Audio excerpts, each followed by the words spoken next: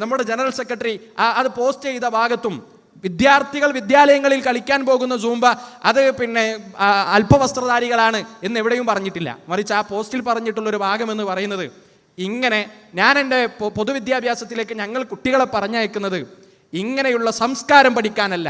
എങ്ങനത്തെ സംസ്കാരം? നേരത്തെ പറഞ്ഞതുപോലെ ഈ കോഴിക്കോട് ജില്ലയിൽ നമുക്ക് നഷ്ടപ്പെട്ടു പോയ ഷഹബാസ് എന്ന് പറയുന്ന ചെറുപ്പക്കാരനുണ്ട്. നമ്മുടെ നാടിൻ്റെ നാളത്തെ സ്വത്തുണ്ട്.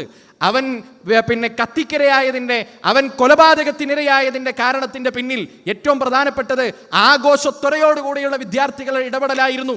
അങ്ങനെ ആടാനും അങ്ങനെ പാടാനും ആഘോഷത്വരയോടുകൂടെ ജീവിക്കാനുമുള്ള സംസ്കാരം പഠിപ്പിക്കാനല്ല ഞങ്ങളെ കുട്ടികളെ പൊതുവിദ്യാഭ്യാസത്തിലേക്ക് പറഞ്ഞയക്കുന്നത് എന്നാണ് അദ്ദേഹത്തിൻ്റെ പോസ്റ്റിലുള്ളത്. അതിലെവിടെയാണ് തെറ്റുള്ളത്?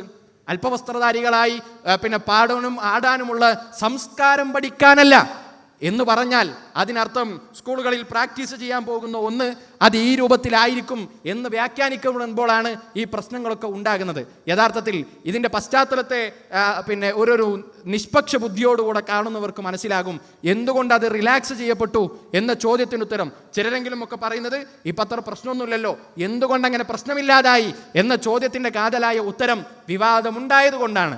ആ വിവാദമുണ്ടായതിൻ്റെ പശ്ചാത്തലം ബഹുമാനനായ ജനറൽ സെക്രട്ടറിയുടെ പോസ്റ്റാണ് എന്ന് നമ്മൾ തിരിച്ചറിയുന്നുണ്ട്.